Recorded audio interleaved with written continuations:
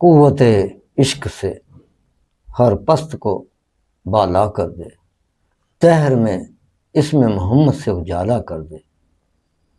آج ہم ایسی ہی ایک ہستی کا ذکر کریں گے جس نے دہر میں اسم محمد سے صلی اللہ علیہ وسلم سے اجالا کیا۔ کیسے اجالا کیا اور یہ لوگ کون ہوتے ہیں اور ان کا قرب کتنا منافع بخشتا ہے۔ یعنی جیسے کہا نا قرآن مجید کی آیت ہے صراط الذین انعمت علیہم، اللہ کی بارگاہ میں ہم ہر نماز میں ہر رکعت میں یہ عرض کرتے ہیں، التجا کرتے ہیں، درخواست کرتے ہیں اللہ ہمیں ایسے لوگوں کا ساتھ عطا فرما کہ جن پر انعمت علیہم، جن پر تیرے انعامات نازل ہوئے۔ تو یہ ایسے نہیں مل جاتے انعامات، صرف منہ سے کہہ دینا انعامات نہیں، زندگی لگ جاتی ہے، پوری زندگی گزار کے آدمی چلا جاتا ہے اور وہ اگر جستجو سچی ہو تو پھر مل جاتے ہیں۔ جن جن لوگوں کی جستجویں سچی ہوئیں اور انہوں نے کاوشیں کی اور کوشش کی، انہیں کامیابی ملی اور ان کا ساتھ ایسے لوگوں کے ساتھ ہو گیا، واقعی پتہ لگتا ہے صراط الذین انعمت علیہم، واقعی یہ وہ لوگ ہیں جن پر اس کے انعامات نازل ہوئے۔ اور ان کی آغوش میں آ کے بندہ ایسے ہو جاتا ہے جیسے مرغی کے جو بچے ہیں نا، پروں کے نیچے چھپ کے ہر آفات سے بچ جاتے ہیں، چیل دیکھتی کی دیکھتی رہ جاتی ہے اور وہ بچے محفوظ کر لیتی ہے مرغی اپنے پروں کے نیچے۔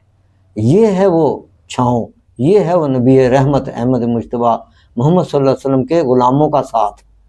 ان کا ساتھ کا کیا عالم ہوگا آج اگر ان کے غلاموں کا ہمیں ساتھ مل رہا، غلاموں کے غلاموں کے غلاموں کے کا اگر آج ساتھ ہمیں یہ نعمت عطا فرما رہا ہے تو ان کا کیا مقام ہوگا جو منبع رسالت ہے۔ تو یہ جو قوت عشق ہے، بس اس کی جو فریکوینسی ہے یہ پاورفل ہونی چاہیے۔ جس کا جتنا عشق پاورفل ہوگا اتنا ہی اس کو منزل جلدی ملے گی اور روشنی بھی ملے گی اور وہ ہر پست کو بالا کر دے گا۔ یہ ان کا عشق ایسا ہے، آقا انعامدار صلی اللہ علیہ وسلم کا عشق ایسا ہے کہ ہر پست کو بالا کر دے۔ تو یہ جو بزرگ میرے والد گرامی ہیں اور ان کا نام ہے سرکار سید حسین شاہ صاحب زیدی نقشبندی رحمۃ اللہ تعالیٰ علیہ، یہ حسنی حسینی سید ہے، نجیب الطرفین ہے اور یہ شجرہ موجود ہے، 51 نمبر ہے ان کا، مولا کائنات وہ شرف حاصل ہے۔ تو ان کے والدین ان کے بڑے عرب سے ہجرت کر کے آئے تھے۔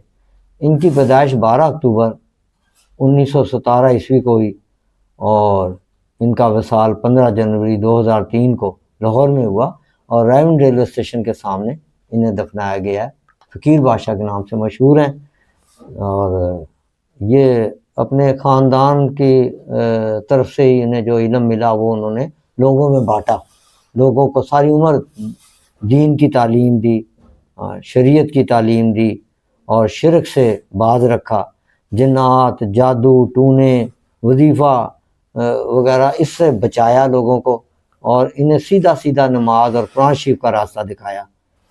بڑے مصیبت زدہ لوگ آتے تھے اور وہ فی سبیل اللہ ان کا کام کرتے تھے اور آج بھی ان کی آل اولاد فی سبیل اللہ کام کر رہی ہے۔ جو بھی آتا ہے روتا تڑپتا، جیسے پہلے لوگ آتے تھے روتے تڑپتے بلکتے اور خوش ہو کے جاتے تھے، آج بھی الحمدللہ کوئی آئے مگر وہ شرط ایک نماز کی رکھتے ہیں، لیتے ہیں کیا لیتے ہیں؟ نماز لیتے ہیں، روپیہ پیسہ نہیں لیتے۔ زر زمین تو ان کی جوتے کی نوک پر رکھتے ہیں، عزت نہیں انہیں چاہیے، نہ دولت نہ شہرت، کچھ بھی نہیں۔ ان کی جو آل اولاد ہے آج بھی انہی کی تعلیمات پہ عمل کر رہی ہے۔ جو بھی آتا ہے کوئی تو فی سبیل اللہ اس کا کام کرتے ہیں خادم بن کے۔ اور یہ کہ وہ خوشی جاتا ہے، کام اللہ تعالیٰ کرتا ہے، بندہ تو نہیں کرتا، بندہ تو ایک ذریعہ بنایا اللہ تعالیٰ نے نا بندے کو، تو کام تو اللہ تعالیٰ نے کرنا ہے سارا، سب کے کام اللہ تعالیٰ ہی کرتا ہے۔ تو یہ ان کی ایک خاصیت تھی کہ کم سوتے تھے، کم کھاتے تھے اور کم گفتگو فرماتے تھے۔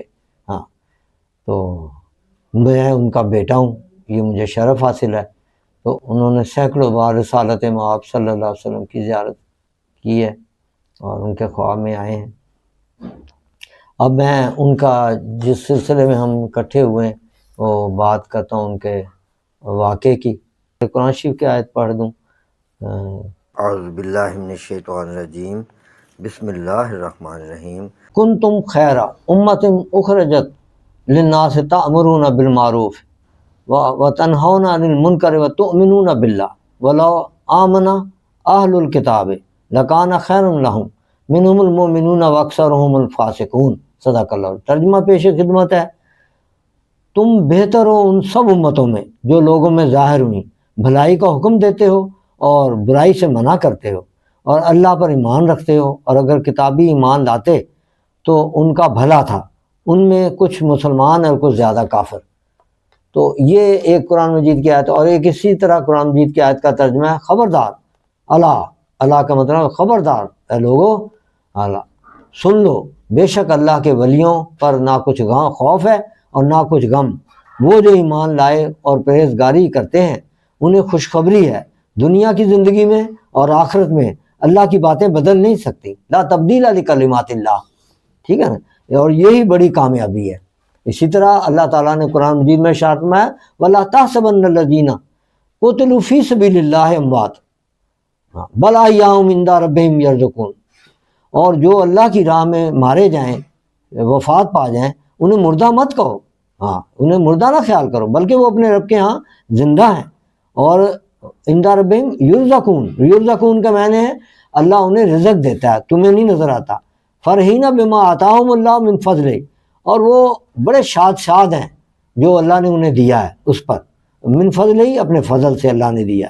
وَيَسْتَبْشِرُونَ بِالَّذِينَ لَمْ يَهْلَكُوا، اور خوشیاں منا رہے ہیں اپنے پچھلوں کے لیے جو آ رہے ہیں، ان کے ساتھ ملیں گے. بہم من خلفہم، جو پیچھے آنے والے ہیں ان کے لیے جو ان سے آ کے ملیں گے. اللہ خوف علیہم ولا ہم یحزنون، ہرگز نہیں انہیں کوئی خوف، ان کے اوپر نہ کوئی غم ہے.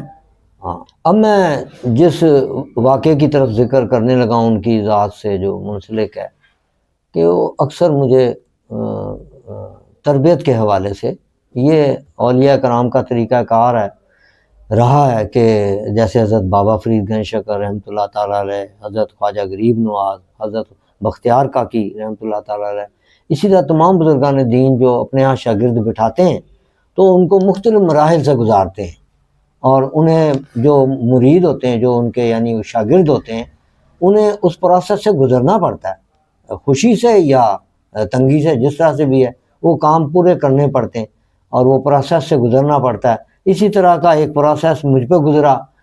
ایک روز انہوں نے مجھے ارشاد فرمایا کہ بیٹے آپ نے فلاں بزرگ ہستی ہیں جو ننکانہ صاحب میں رہتی ہیں، اور ان کا نام میاں حیات محمد رحمۃ اللہ تعالیٰ علیہ.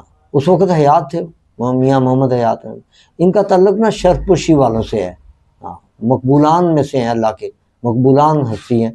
تو یعنی اپنی زندگی میں کلیئر کٹ ولی اللہ، کوئی ان کی ولایت میں شک نہیں کر سکتا تھا. تو ان سے ان کی بات ہو گئی تھی غائبانہ، جب بھی پہلے بات کر لیتے تھے پھر مجھے بھیجتے تھے.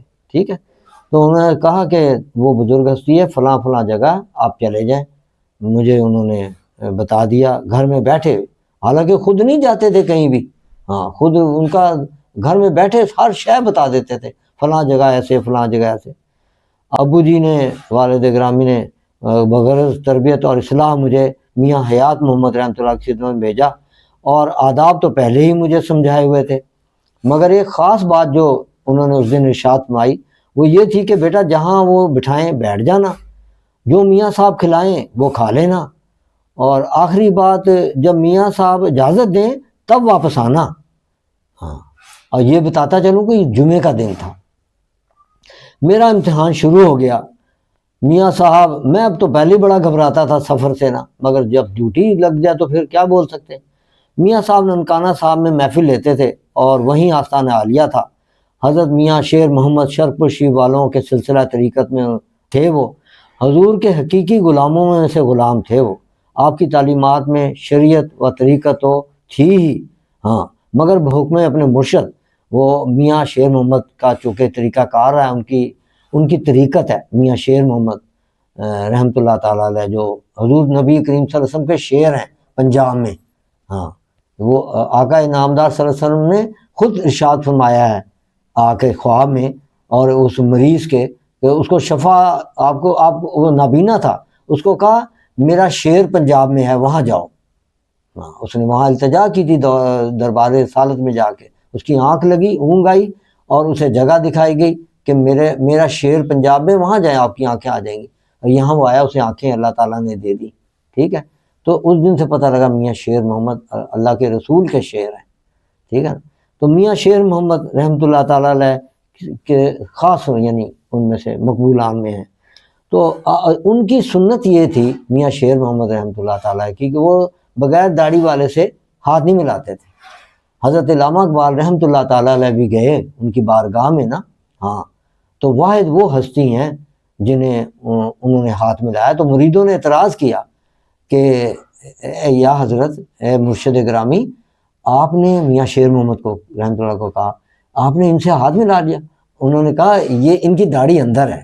ہاں، واقعی اس میں کوئی شک نہیں، حضرت علامہ اقبال رحمۃ اللہ تعالیٰ علیہ کی وہ داڑھی تھی جو اللہ نے کسی کو بھی نہیں عطا کی، وہ صرف انہی کو داڑھی عطا ہو. اس دور میں جو ان کی داڑھی تھی، اللہ تعالیٰ سب کو وہ داڑھی دے. تو اسی لیے یہ اسلام میں داڑھی کا جو معاملہ ہے وہ یہ ہے کہ شیب والے بھی اللہ کی بارگاہ میں مقبولان ہوتے ہیں. اسی غلط فہمی میں نہیں رہنا چاہیے کہ بس صرف داڑھی والے ہی اللہ کی راہ میں بڑے مقبولان ہیں. بغیر داڑھی والے بھی اللہ کے ہاں بات دلاں دے سودے کی ہے کہ دل کون کس کا اللہ کے قریب ہے.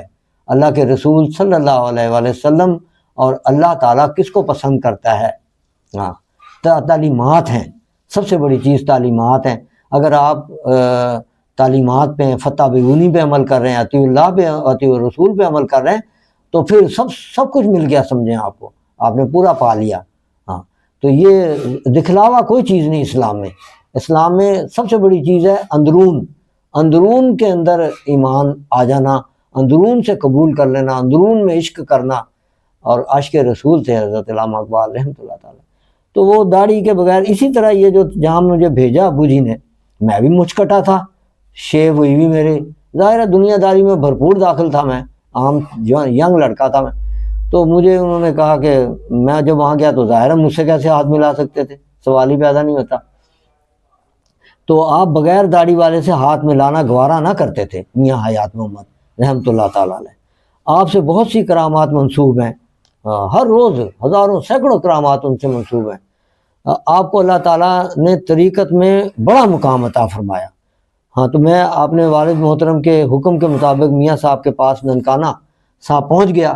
آستانہ عالیہ کیا تھا؟ بس ایک مسجد تھی جس میں پرالی بچھی ہوئی تھی. مسجد میں پورے صحن میں بھی اور کمرے میں بھی پوری مسجد میں پرالی بچھی ہوئی تھی. اور میرا خیال تھا کہ میاں صاحب کوئی بڑی وضاقتہ جبہ والی شخصیت ہوگی جیسا کہ پیروں کو دیکھا ہے، لیکن وہاں کوئی ایسے میاں صاحب نظر نہ آئے. آخر میرے پوچھنے پر ایک شخص نے مجھے بتایا وہ سامنے والی پرالی پر میاں صاحب ہی تو بیٹھے ہیں. میں نے جا کر بڑے ادب کے ساتھ سلام پیش کیا. انہوں نے کہا سید حسین شاہ صاحب نے بھیجا ہے. اب دیکھیے کشف کا عالم کیا ہے، یعنی کہ ان کی بات میرے سے پہلے آپس میں ہو چکی ہے. کوئی موبائل کا زمانہ نہ تھا، ہاں ابھی موبائل پاکستان میں نہیں آیا تھا نا، یہ اس وقت کی بات. تو انہوں نے کہا میں نے کہا جی، میں نے عرض کی کہ اس طرح سے انہوں نے بھیجا ہے.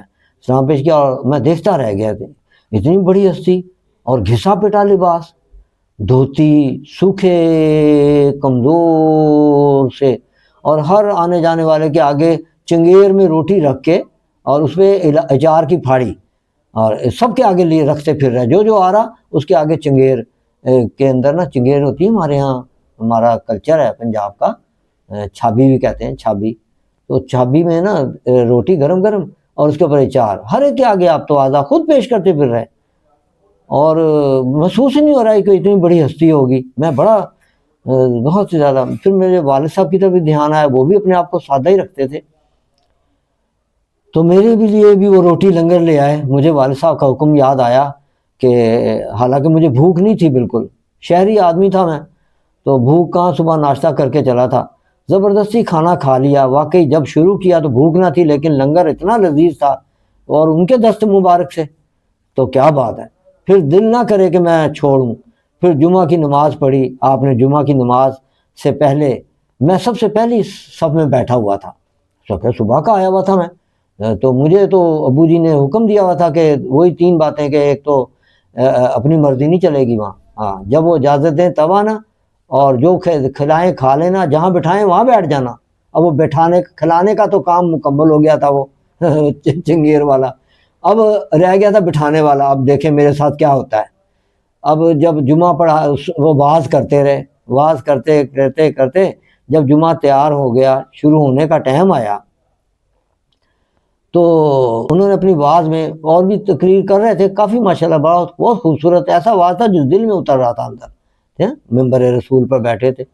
انہوں نے کہا کتے مہر علی کتے تیری سنا، گستاخ اکھیں کتے جا لڑیاں، مکھ چن بدر سا شانی ہے، متھے چمکے لاٹھ نورانی ہے، کالی زلف تے اکھ مستانی ہے، مخمور اکھیں ہن مد بھریاں، اس صورت نو میں جانا کھا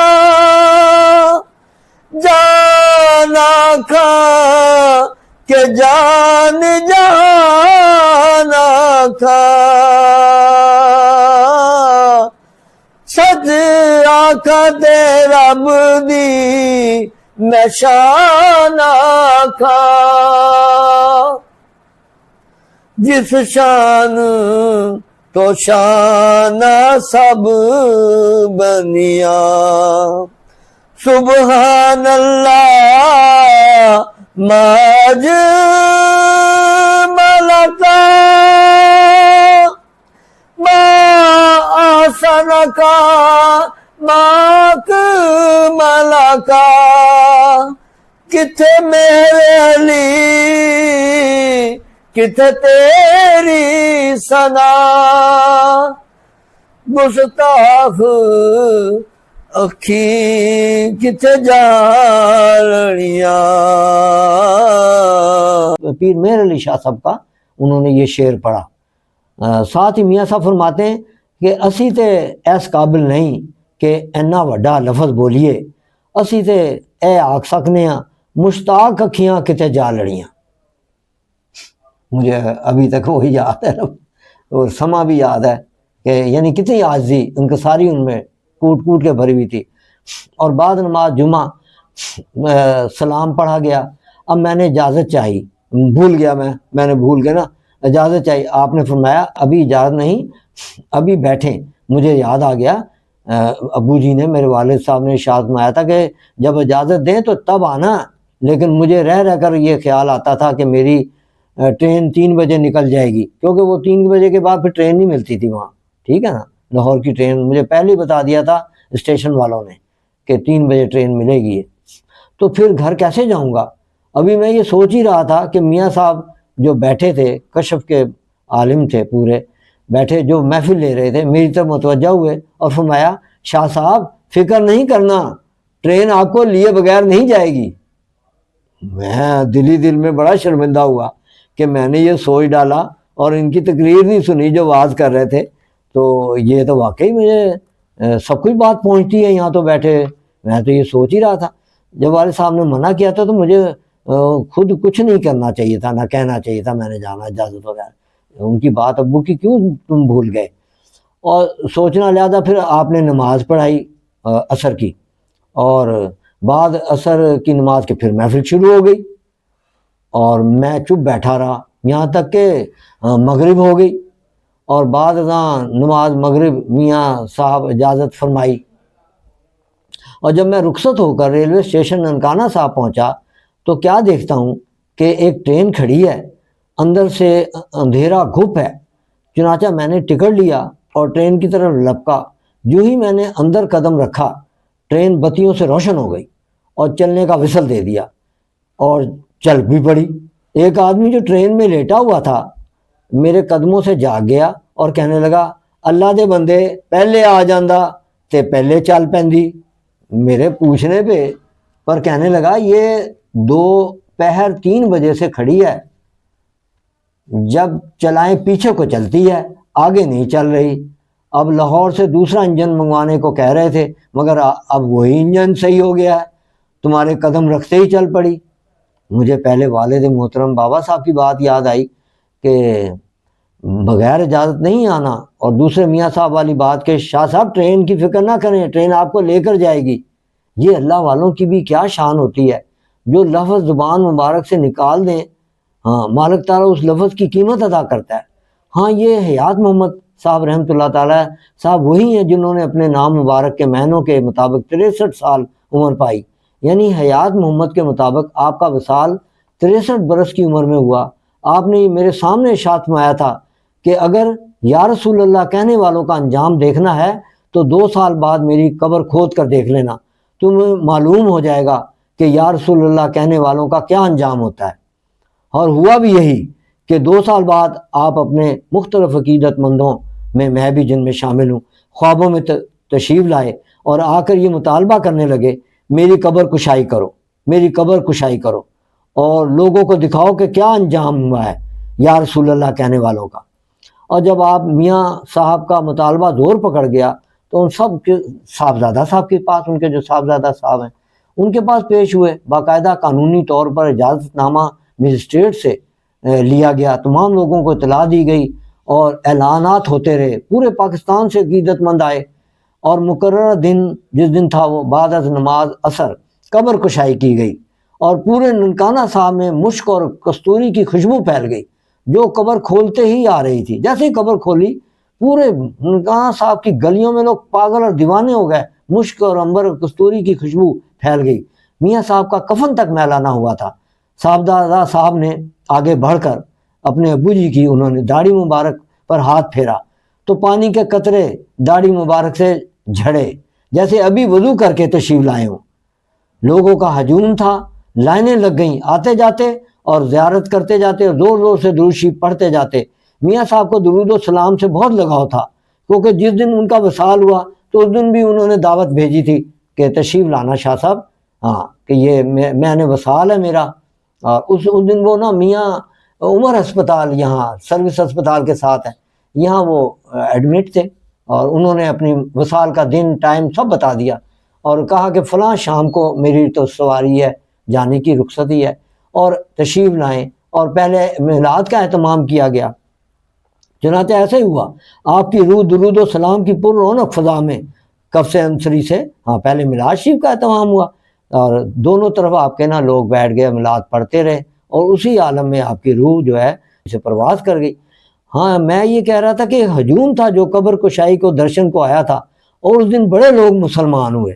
ایک تو ہے نا جماندرو مسلمان کہ جی ہم مسلمان کے گھر پیدا ہوئے ہیں اور ہم مسلمان ہیں، بس نہیں، ایک پریکٹیکلی مسلمان، دیکھ کر مسلمان ہونا کہ کیا چیز ہے مسلمان میں، کہ مسلمان کہتے کس کو ہیں، کہ جو لب سے بات کہہ دی وہ ہو گئی۔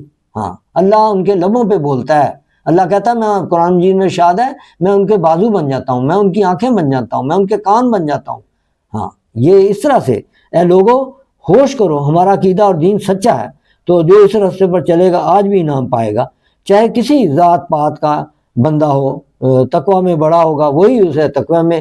ہاں تو اہل بیت کا صدقہ بٹ رہا ہے کوئی جو اسے لے اس صدقے کو۔ مجھے یاد ہے ایک دفعہ سرکاری اہلکار جس کی ڈیوٹی ننکانہ صاحب میں لگی تھی، ہاں یہ بھی ان کی بطور سینکڑوں نہیں ہزاروں واقعات ہیں اس بارگاہ سے، میاں حیات محمد رحمۃ اللہ تعالیٰ علیہ جن کا نام ہے، اور ننکانہ صاحب میں ان کا مزار ہے مبارک ہے۔